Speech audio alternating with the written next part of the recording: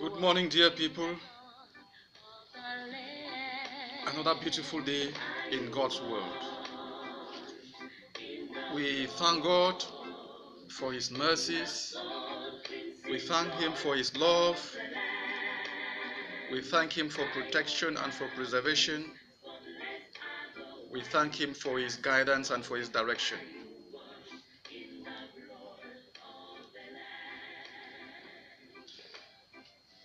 I want to start this little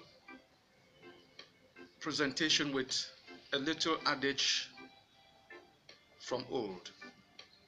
It says, "He who tells a lie can only defend that lie by telling another lie." And the big question is, how many lies will a man be able and willing to tell to defend one lie? Dear people, my name is Tassang Wilfred. I'm sorry for presenting myself once more, but it's important that I do. I come from Momo County, Bengui local government area to be more precise. I am a teacher, the Executive Secretary General of the Southern Cameroon's Teachers Trade Union, CATU as we used to call it, but today we will be calling it SCACUF. I have been a trade union leader for well over 17 years. And for well over 10 years in the union movement, before I became Executive Secretary General, I ran CATU's communication. During this period, all Executive Bureau members, all members in the Bureau of the Union held appointed offices in the various ministries of education, except myself. Not because I didn't want to hold, but because I knew what it took to accede to such positions. It took money, bribery. They were bought and sold, and they still are bought and sold. It does not suffice to even buy the office. You also have to make sure that you pay money each year to maintain that office. For these reasons, I turned down all the offers. Even when I became Executive Secretary, those offers were openly made, even by my hierarchy, to even give them freely. I turned them down because I knew that holding those offices would clip my wings. That is why my predecessor, Len Quentin Simon, rejected those offers. Dear people, I'm sure you already know what I went through trying to protect the struggle from bribery and corruption, even during when we held meetings with the Prime Minister and his agents. Offers were made. I'm sure you all heard all the sing-song about Tassang this, Tassang that, 30 million, 300 million. At the end, nothing happened. But I was able, by the special grace from God, to withstand all the assault. During one backdoor meeting with a delegation from the CPDM Central Committee, one of our erring brothers, Dumfo Fru Jonathan, made offers from the system to my person to join the enemy's cabinet. Of course, that offer made it that meeting didn't get us anywhere. That is your humble servant. Now, when you know this about me, then you will also understand why I will not accept, tolerate, or close my eyes to matters of corruption, even in this struggle. Why? Because corruption and all manner of evil are the reasons for which we are running away from this ill-fated union with La République. We want to run into a homeland, a country, in which we are going to try to build a nation that is corruption-free, that is embezzlement-free, misappropriation-free. Not that we will be able to kill corruption, but we must fight it with all our energy. The Scandinavian countries are almost corruption-free. Their corruption rates are extremely low. We have to aspire to get there. And you will not aspire to get there by accommodating, by tolerating, by accepting to be part of corrupt deals, covering up corruption, even in this struggle. We have to do everything in our might and power to abandon this evil, even while we run. For to carry them along with us will make the load extremely heavy, and it will surely delay our journey to the homeland. That is why I come today to explain a couple of things concerning the address that my brother Omene did yesterday, trying to justify what he himself calls embezzlement or misappropriation, and at the end it came out like he does not know the meaning of the words he used. Like I already said, you can't hide a lie. In attempting to do so, you can only churn other lies. He made claims to the effect that I knew about the PayPal account. Of course, I knew about PayPal, like I knew about the Braintree, as two separate routes via which money enters SCACUF.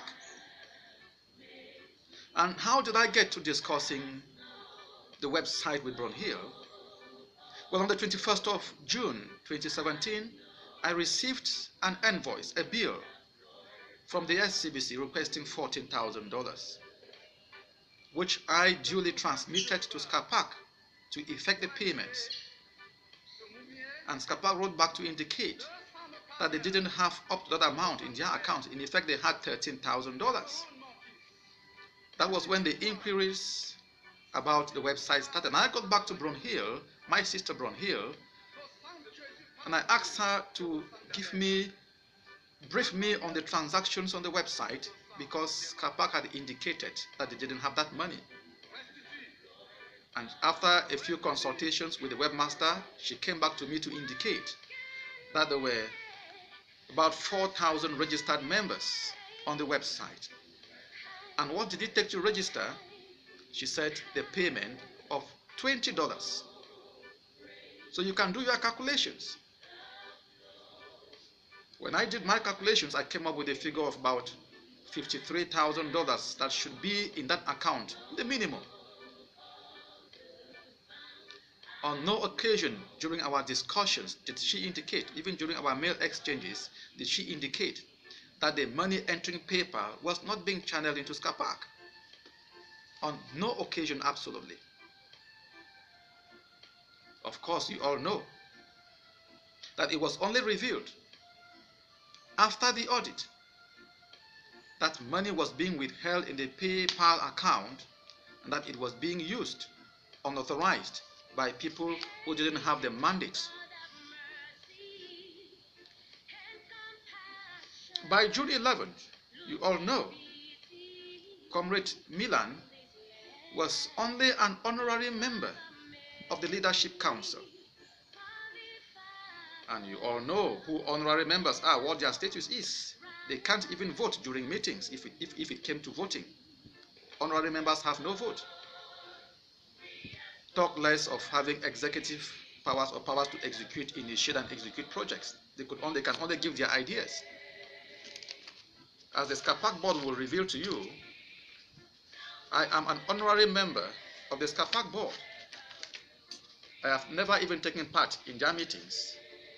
Not because I wasn't invited, but I have told them that the board should have its total independence. My presence on that board when they are deliberating might sway things one way or the other and board members might be influenced because of my presence. But it's about the paper. Therefore, whatever stories are being churned about PayPal and my knowledge or or lack of knowledge of it is out of the question. And now I understand why it was reported that the chairman of the audit committee did try to interfere with the audit process of the website, asking the auditors, trying to prevent the auditors from having access to particular areas on that website. And that is why the audit team of the website decided to present their audit reports directly to the chairman of the governing council. Dear people,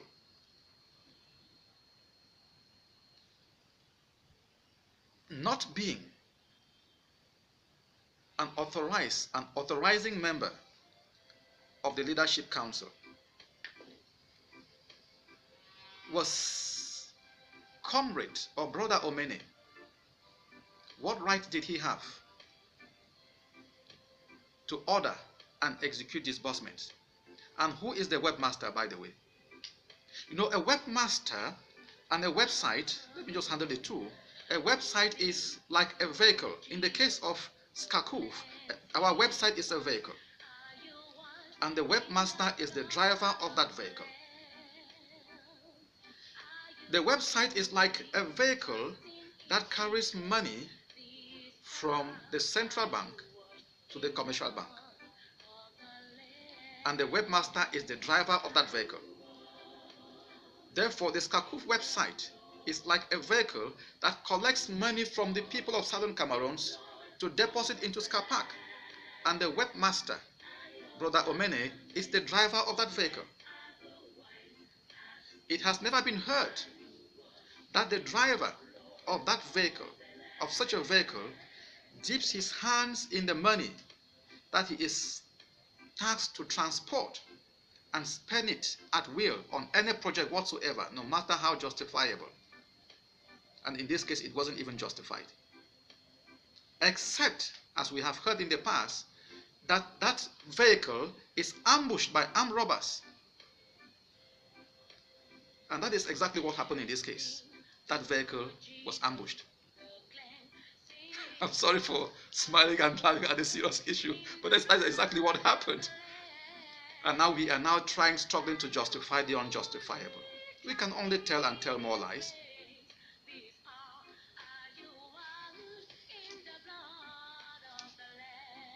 He said that it was said that money has never left SCAPAC or left the website to enter SCAPAC.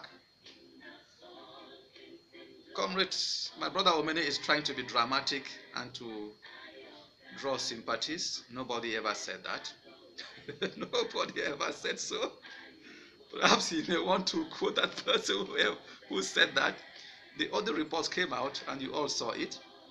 At least the report of the website. It indicated how much entered SCAPAC from the website, and all what entered SCAPAC did so from Braintree, not through PayPal. And even as we speak, Brother Omene, the webmaster, has still refused to channel the remaining money that we have in the PayPal into SCAPAC. Brother Omene, I want to thank you for coming out in the open to acknowledge the part that you have played in this evil. On the 13th of